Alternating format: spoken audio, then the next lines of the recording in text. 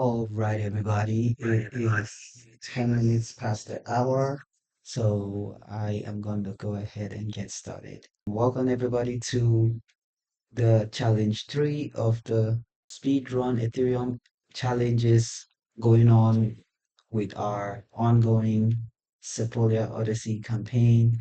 And again, the Sepolia Odyssey is a program which we organize to help people get familiar with interacting with applications on the blockchain, specifically Ethereum, by creating different activities whereby they would be able to interact with decentralized applications and smart contracts on the testnet.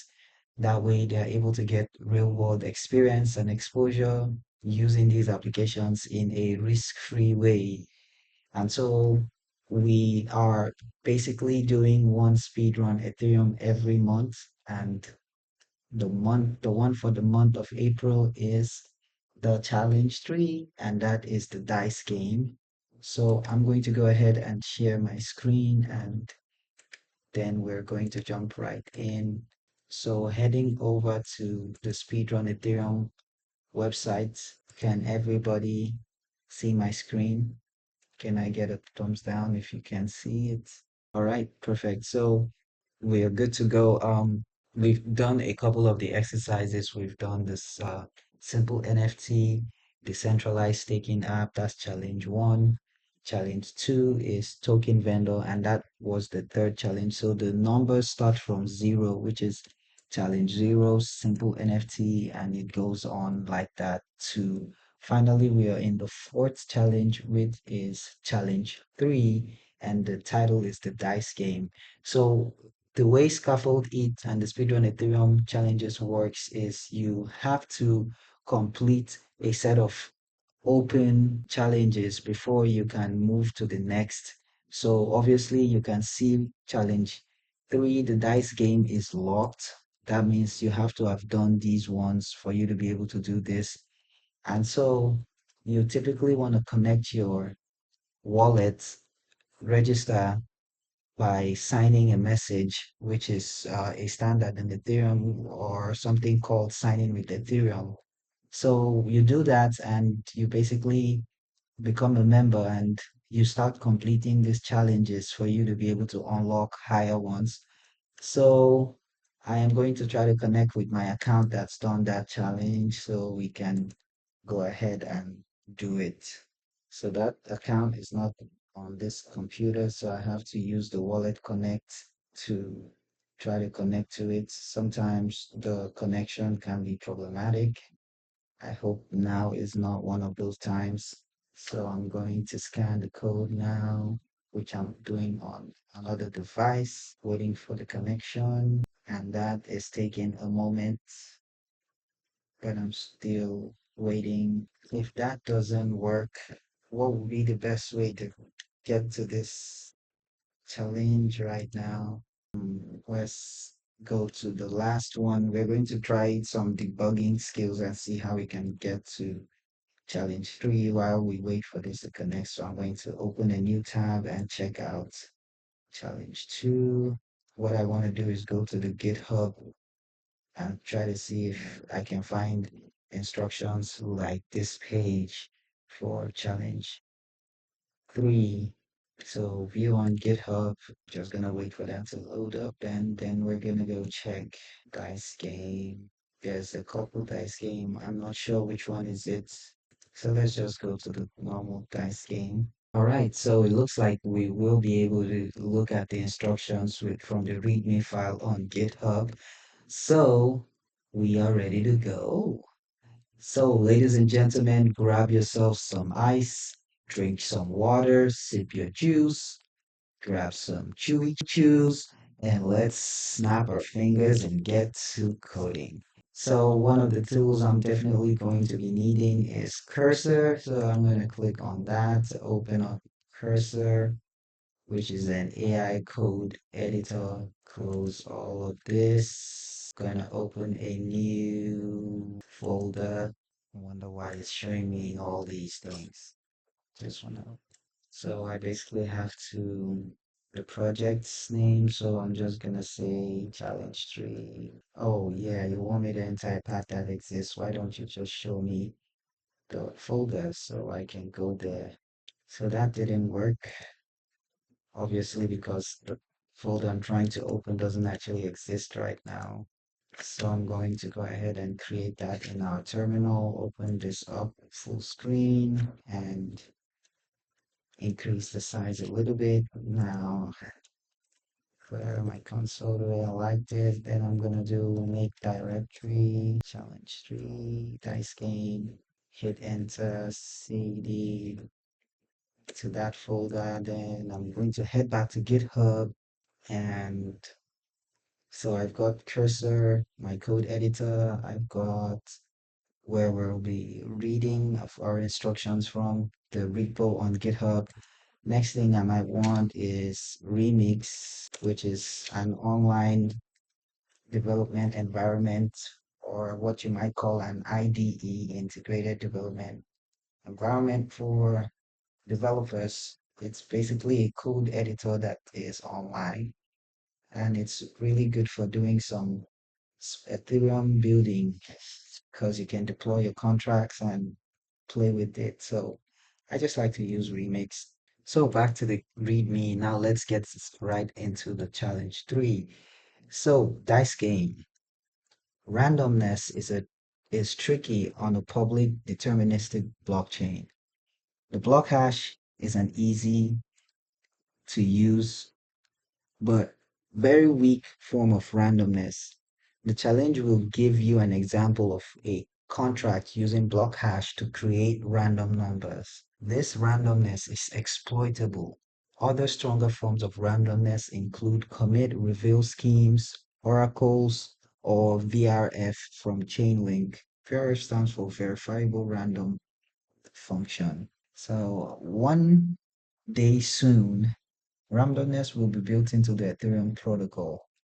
But right now, that day is not here yet. So we're going to learn about randomness by using this dice game as an example. So dice game is a contract that allows users to roll the dice to try and win the prize. If players roll either a 0, 1, 2, 3, 4, or 5, they will win the current prize amount. The initial price is 10% of the contract's balance, which starts out at 0.05 ETH. Every time a player rolls the dice, they are required to send 0.002 ETH. That's point 0.4 or 40% of the value is added to the current price amount, while the other 60% stays in the contract to fund future prizes. Once a prize is won, the new prize amount is set to 10% of the total balance of the dice game contract. Your job is to attack the dice game contract. You will create a new contract that will predict the randomness ahead of time and only roll the dice when you're guaranteed to be a winner. That's really sneaky. So, meet other builders working on this challenge and get help in the Challenge 3 Telegram group, which is a build guild telegram group where you're going to find other people that's been taking on these challenges and connect with different builders and mentors in the build guild. So you definitely want to hop in that telegram if you're not there already, and if you're taking on this challenge and you want to like interact and connect with other builders that are working on the same thing. So the first checkpoint, our environment.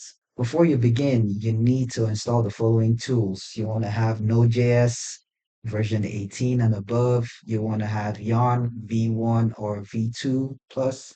You definitely need Git. Then download the challenge to your computer and install the dependencies by running the command here. And I'm going to click on copy and npx this. Since we're already in that folder, I'll put this and put a space with a dot to be able to do this in the current folder. Or hope that syntax I'm using is right. I probably should have.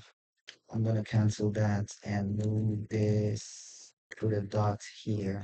Let's see if that works. So we want to clone this package. and then we want to install our dependencies. Usually this might take a bit of time depending on the speed of your network. So mine is not the fastest I've ever seen, so this might take a bit of time. But while that is open, I am going to jump back to the call and see if anyone has any questions, comments, and I'll stop the presenting while we are here waiting. Anybody has any questions, thoughts, comments so far about the dice game, the Sepolia Odyssey, or anything else that we've been working on as a community and you would like to know about? The floor is open. All right, so there was a problem with the code, the change I made and the replacement of the dots, it left an error in the console. So I'm going to retry that without dot and leaving it the way it was originally meant to be. But you know what? I will cancel this, go out of this folder while since there's no question, I'm going to go back and continue sharing my screen and share screen. All right, so what I want to do is I'm going to remove the folder I created since the command is basically asking it to do that. Then I'm going to hit that. Now this is leaving me some error that makes no sense to me. Going back to GitHub, try to see what else we can do. Copy again, paste on here, hit enter. All right, well, there's definitely a problem with doing this. So what are we gonna do? We're going to have to clone the repo. So since that method is not working, we're going to clone the repo and switch to that branch, git clone repo, and I'm gonna call this challenge 3 dice game again. We keep going back and forth and asking for passphrase. I can't even remember this. Lord have mercy. I can't remember. Now I'm gonna have to try a bunch of different. It's weird it's asking me for this now after all this time. All right, let's say, let's try SSH. I probably had that set up. Oh, yeah, hopefully I set that up. I should definitely have set that a long time ago. So oh my goodness, that's definitely not working. Fingers crossing. And we're back to the passphrase. So I really have to remember this. I have a gazillion number of passwords trying to get to the one that's going to do this. So there's a couple different things that's causing all of these roadblocks. So first thing is all the way, this is just a little recap of what's going on, all the way back to the Speedrun Ethereum challenge that we're supposed to do, which is the dice game. And the dice game is locked because for you to be able to do the dice game, you have to have done all of these once. And I haven't been using a single account to do these things. So there's no single place where it's organized for all the other ones we've done. Now I wanted to use my build guild profile, Danny Toms, that's actually done all of these challenges to connect to the challenge 3 dice game, which is why we tried the wallet connect. But for some reason, that happens to not be connecting. And so we decided to go around it. And we're going around it by doing the GitHub. So finally, the wallet connect has connected. So we have to switch to, all right, so we can avoid doing that and go straight to the dice game. It's probably gonna still lead us to the same thing because at the end of the day, it's a Git problem. So we have to run this command. And when we tried that command, it was causing some problems. So let's try it again. All right, so that is the problem. Well, let's see what we can do with our AI companion, and let's see what it can tell us about this problem. What's the cause of the error in the console? How do we fix it? So we are gonna ask Claude 3.7 Sonnet about the problem, and it's telling us that based on the console, we're trying to use the fetch API, which is not defined. This in case you're trying to use fetch API, but it's not available. So let me see what node version is this. 16. Oh my God, yeah, that's why we're getting this. So NVM, I'm gonna use 22. I have 22, which is really good. So I'm going to go all the way back and hit this. So hopefully this works now. Great. So that's taken care of. That problem was because by default, now we get another one. So the project has been cloned, and what's the error about? You know what? We're gonna use the AI to find out what this is as well. So I'm gonna skip that and say the problem. The problem was my node version. I've switched to node. I've switched to node 22 and past that now, but I get a new error in the console. So we're gonna figure out what this new one is about. So the problem, yarn isn't installed. All right, so we're gonna run this to install yarn, and since that is, we're going to go into the project. The project has been cloned, but we couldn't really do the yarn install because of we didn't have yarn. So now we do. So we're gonna try it again. So this is the reason why the AI code editors, they're really helpful because they can allow you to debug really fast and help you work like some basic things just in really fast amounts of time. But sometimes they can get a bit frustrating, to be honest. So it's not perfect, but it is really helpful. So our yarn install is working now, so we will have to wait for this to install, which is actually going to take some time. And while that's happening, we'll head back to the instructions and continue on. So in the same terminal, start your local network. That's obviously after all of this is done, but ours is not done because it's still, so while that's on, I'll close this out, jump back to the call, and back to you guys.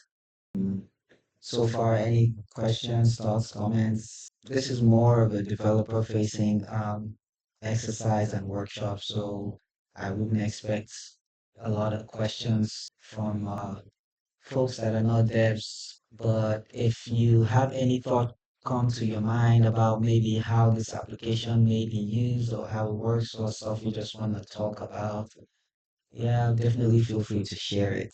So we've spent a lot of time. We've spent a lot of time. No questions from Oluwatimile.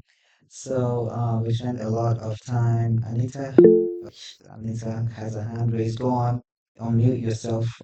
If you're speaking, you're muted. Good evening. Okay, thank you, sir. Like you said, if we are not developers and all, we'll have a lot of questions. Like me, I don't know how this site runs. So I would firstly, I want to ask what what is the dice game about generally? What is it about, sir? Because honestly, I don't understand. I don't get the basics of what it's all about. So I've been trying to understand, but I don't think I'm understanding it so far. Okay, Thank you, sir. that's a really great question, and thank you for asking that.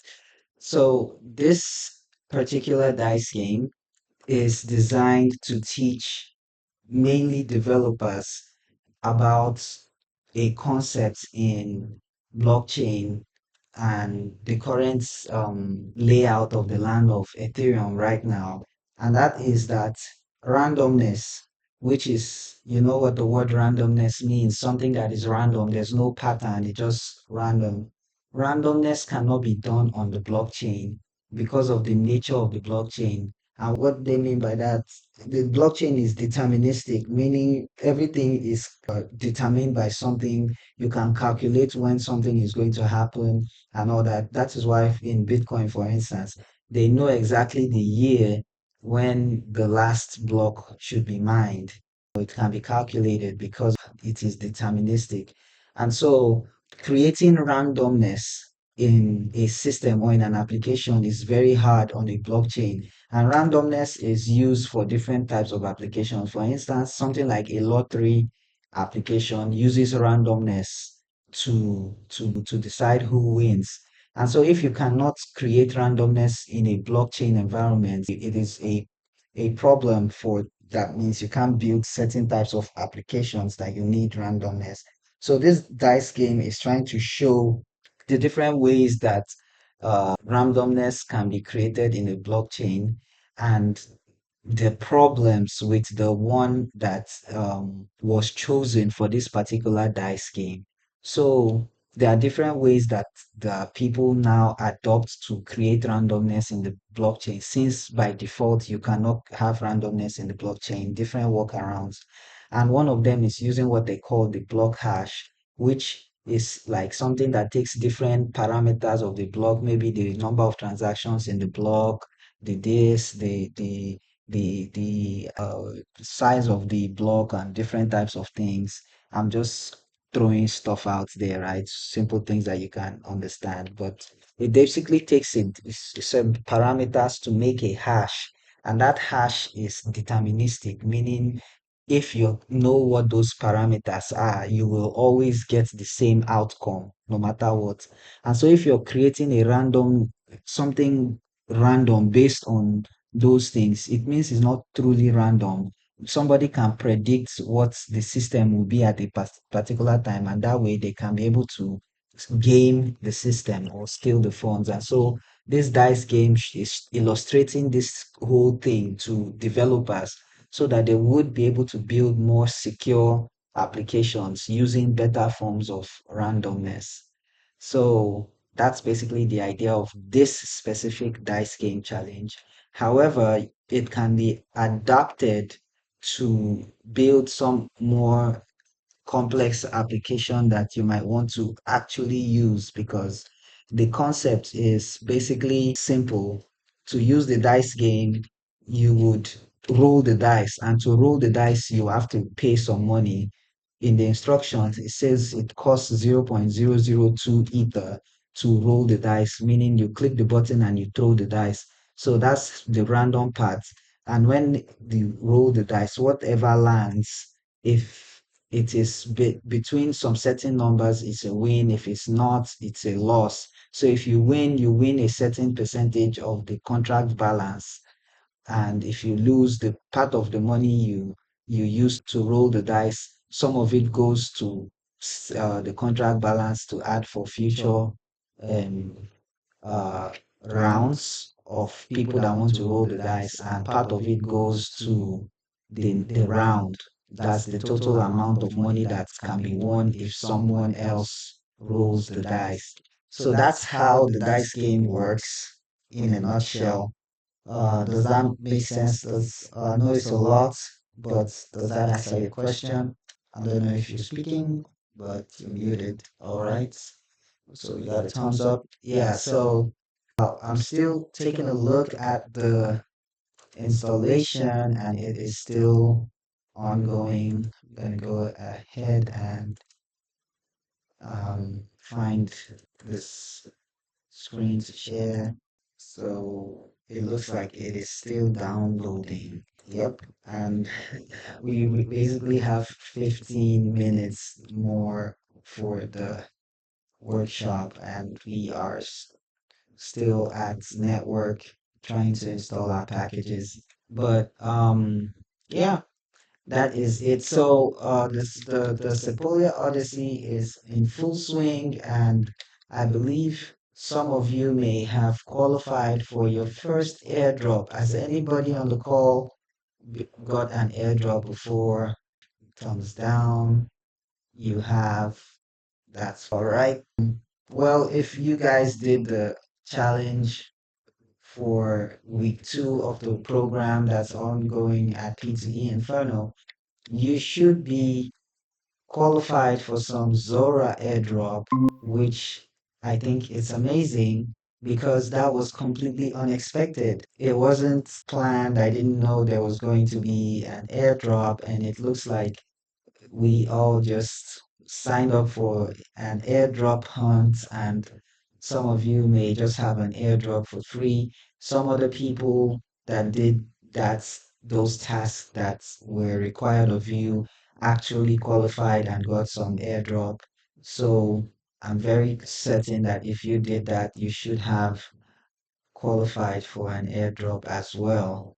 So, did anyone? This thing has been stable. It's been in the same place for some time now. All right, perfect. So it's done, and we are going to continue really quickly.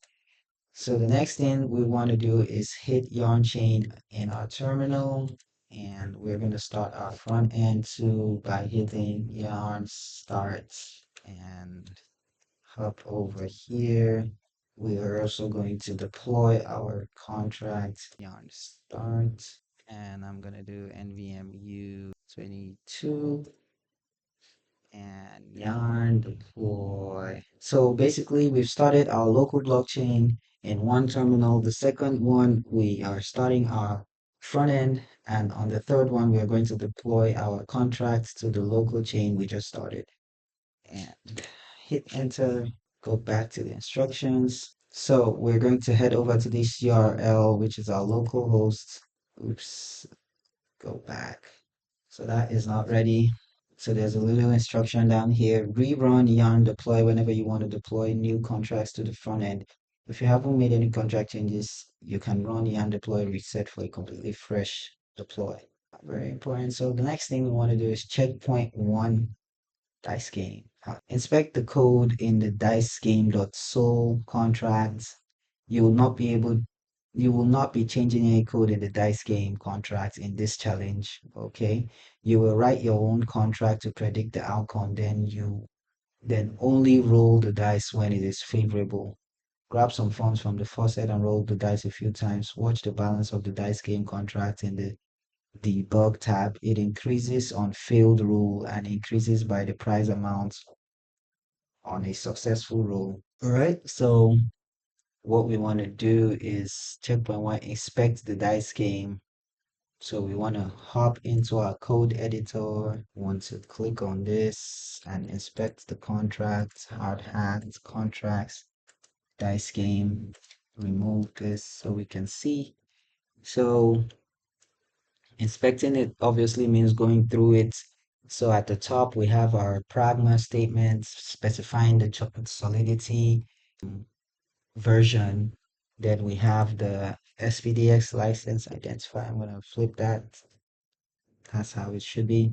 So we import hard hat console for making logs to the console, and then we define our contract. This is the name.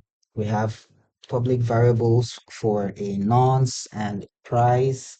We initialize those to 0, and then there's a custom error for not enough ether when someone tries to do it without enough ether, and functions to roll the dice. And these are events whenever the dice is rolled, and an event whenever there's a winner. So when the contract is being deployed, we reset price, and this is the function to reset price. What it does is it takes the balance of the contract, multiply it by 10. So it resets the price to 10% of the contract balance. Basically, I think that's what this is. And the function to roll the dice, it takes the value the person sends with the message. It first checks if that is less than the specified amount, which is 0.002, and if it is, it says you don't have enough ether, the transaction reverts. And then it has a variable which is called previous hash, which is the block hash, which takes the block number minus 1. And then there's a hash of the previous hash, the address of the contract, and the nonce. And it asks you to roll the dice with this. So it takes the roll, it casts the hash into a number, and then it takes the modulus of that. So all of this is some math stuff which you don't really need to concern yourself with much, but basically this is the operations that goes on in the roll the dice function. When you roll the dice, all these things happen. And obviously it goes on to increase the nonce and makes the price equal to 40% of the contracts of the value. So the prices are 40% of the value gets added to the price, and it emits an event that says someone did a roll with XYZ amounts, and the the roll itself, which is the actual hash. What is this? All right, so that's the roll. So if the role is what the person actually threw, and how do they get that? You need to roll the dice, and when you roll the dice, you get a roll, and a roll is gotten from the hash modulus 16. So it's going to divide by the hash by 16 and take the remainder. So whatever that hash is, assuming the hash is 100, it'll divide it by 16, and if there's a remainder, that remainder is like the answer. So what it says is if that number is greater than 5, you return, that's a loss. But if the number is less than 5, these things are going to happen. It's going to take the amount equal to price. That means it just says, all right, there's a variable called amount. We're going to give it the value of the price of the winner. And we already created that with saying 40% of the contract's value. And then they're going to send that amount, which is price, to the person who rolled the dice, and that's how they win. So pretty much that's all the contract does, and then it has this little function to allow it to receive ether from people. So that's a run through of the dice game, what it does. And let's head back here. We're asked to grab some funds from the faucet. So first we want to head to the faucet, to the front end. For some reason, it's probably, that's probably the reason this isn't working. So now that we've closed that, we're trying to refresh and see what happens. So now this is done, it's open, and it says we're on the wrong address. I'm going to disconnect this. Then, since it's on our local chain, we have a burner wallet that allows us to use our applications. So, grab funds from the faucets. Yes, now I have some funds. What are we supposed to do next? Oh, this is the wrong. You definitely know what we're doing. All right, checkpoint one. Checkpoint two, the rig contract. So start by creating a receive function in the rig contract to in the rig contract rigged role dot sold contract to allow it to receive it. This will allow us to fund the rig roll contract from the faucet, which is required for our contract to call the dice roll function. Next, add a rig roll function. This function should predict the randomness of a roll and if the outcome will be a winner on the dice game, and call the dice contract function on the dice game contract. All right, so I need to read that back. So next, add a rigged roll function. This function should predict the randomness of a roll, and if the outcome will be a winner, call the roll the dice on the dice game contract. So what this is saying is that you make a function in the rig roll contract that is going to predict the randomness, and if the outcome will be a winner, then it should call the roll the dice function on the dice game contract. That means if it's not going to win, it's not going to call. It will only call it when it will win. So predict the outcome by generating random noise in a sample frame way the dice contract does it. So all right, first thing is inspect the we're not doing anything. So, all right. So there's some thoughts, some goals for this, and the goal is track the solidity code to find out how the dice game contract is generating random numbers. We've done that. Is it possible to predict the random number for any given roll? Is it possible to predict the random number for any given roll? So if you are given the roll, can you predict the random number? I think yes, because if the random number is taking, what is it taking? The hash is taking the previous hash, the address and the nonce. The roll is taking the hash. I'm trying to find what is the question I'm trying to say? Is it possible to predict the random number for a given roll? So what does it mean by the roll when you actually click to roll this? So yeah, I believe you can definitely predict it because if you are taking known values like this, the nonce is public, so we can find out what it is. And we can also find this out. So we can definitely predict this. So let's check the rig roll. First thing I want to do is the withdraw. We already have it here, so I'm going to copy that, the receive function, rather not withdraw. I'm going to paste that. And the next thing we want to do is withdraw. Yep, and that's exactly what we want to do. So the final one is the rigged roll function. So, well, I'm gonna go back to this and check the condition. If it's greater than 5, return. So if this should be less than 5, yeah. So I don't think this is it. I think that we should be doing more, but definitely this is the dice game. All right. So the roll results it's saying is the dice game dot roll. Let me head back here. There's no such thing. So technically I think our AI companion is hallucinating a bit here. So we basically have to write this function and we are all out of time, but we will do this one function and then we can wrap this up and complete it in the round two. And I'm gonna take a moment to hop back on the call. All right, so yeah, let's do that and call it in. Head back here. So what are we trying to do? There's only one way to solve problems, and that is by following instructions. So come back here and take a closer look. The rig contracts. So start by creating a received in the rig role contract. We've done that. Allow users to.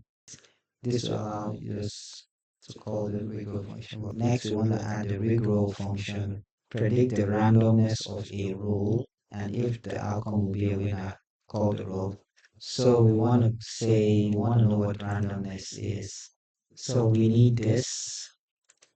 I'm going to come back here. What's the variable name? We call it hash. So I'm going to say bytes 32, previous hash, and then the dice game nonce. All right, I think this looks just about right. So let's head back here. So how do they make the hash? They have a previous hash, which is this, and then they take that previous hash, they take the address of the dice game, and then they take the nonce, they make a hash of it, and then they take that hash and run a modulus and say if that is greater than 5, return.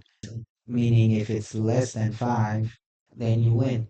So what are we going to do? I think that that's what we just did here. If we head back to the rigged roll, we take the previous hash, which is this, and then we go ahead and we make the hash, and then we take it and we get the roll and say if the roll is less than 5, we're going to call this and we're going to rig the game. So I think we've done that. So how do we go ahead and test it? Remember, calling the rule will fail unless, yeah. So we need to deploy the contract. So we're gonna come here. The dice game has this, and then the rig roll has these uncommented. All right, so let me connect my address, my front end address to this and switch to hard hat. And then I'm gonna head over to the dice game page, and here we have our dice game. First, I'm gonna grab some funds from the faucet. So, what really happens if we just roll the dice? I think our contract is not deployed. So I'm gonna open this up and let's check the contract didn't deploy the last time. Can you imagine? And here I was waiting for my contract. But the good thing is now we have both contracts ready to go. All right, everything seemed to work. I'm fine. Let's see. Yep, everything worked fine. Now let's refresh this page. So it says here roll is 0, 1, 2, 3, 4, or 5 to win the prize. I didn't even add 5. I should have added less than or equal to, but okay. So we're gonna roll the dice and it's gonna ask us, yeah, do we want to pay this money? So what did I roll? I rolled C. I didn't win. Oh no, I lost. So you can see the price has gone up a bit, and I'm going to roll the dice again. So you can see this looks like a really cool game people can play, but the prize money keeps going up because people are failing to like be able to roll the win. So now let's just get the rigged roll done and see what it looks like. So now that we deployed the rig contract, you will need to send some funds to the rig contract before doing your first roll. You can use the faucet button. So how do we call the rig roll? All right. So how do we find rig roll? Where's my? We've also done all that. Can you? I'm trying to find the UI for the rig roll. All right. Since I can't see it, I'm gonna go to this view. And first, I will copy the address of rigroll, put in 0.002. I'm not doing anything more, and I'm gonna rig it. What happened? Did that work? I don't think it worked. I don't think that worked. Let's go check it out. Let's see what we're doing here. We should revert if it's not going to work. Else reverts. Yep, let's just create an error. A custom error called no winning rule, not a winning rule. So we're going to say if it's less than or equal to 5. So we're going to do this now. Yarn deploy. So first thing we want to do, grab some funds from the faucets, put this address, send 1 ETH, head back to the dice game. We still got some money. Let me roll the dice one time. Are we gonna win? Looks like this thing is stuck. Oh no, my browser's stuck. That one still failed. So now let's go try our rigged roll 0.002 convert to A. Alright, so that one wasn't going to work. Not going to work. Boom, that one worked. That means we should have won. We got a winner, guys! And that's how you rig the dice game. So someone has won, they've got the money, and then there's still the next prize that's there, and the total balance is in the contract, and that's how the game works. So we are going to call this in and continue on with the rest of the challenge as a quest.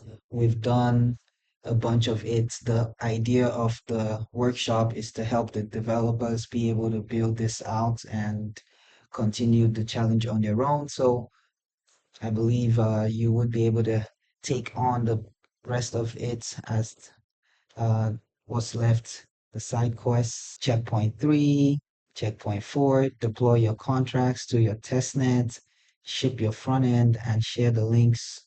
And obviously, you want to verify your contracts to the blockchain so the code can be reviewed by other developers. So, with that, we'll call this a day once more on the Sepolia Odyssey. Thank you guys for joining, and I will see you on the next one. All right, heading back here, stop the presentation. So, before we wrap this up, do you have any thoughts, comments, questions? I'll take that as a no. Okay, you unmuted yourself. Go on. Don't be shy. All right, Danny, good evening. Thank you very much for the presentation and all. Yeah, it's actually great being here. But then I would love to ask Danny, the whole stuff around, yeah, this speed run. What was the whole stuff? Because practically, if I was to say I have to go back to this to do this myself, I don't think I actually have a good hand over the whole stuff and because I can see coding all through. So I would just love to know, for me, a layman, into this, how do I find myself, find a stand in this niche?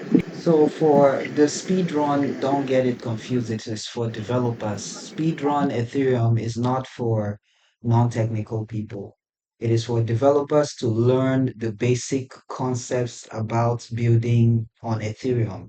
So by the time you've done all of the speedrun Ethereum challenges as a developer, you would have a deep, comprehensive understanding of how smart contracts work, different concepts and building blocks that you can build different world impacting applications. So for a dev, that's what it is. So for a normal person though, I still feel that they can tap into this by one, when you understand the type of applications that the examples of the Speedrun Ethereum show, you might have an idea to tweak one of them into a product that can serve a niche.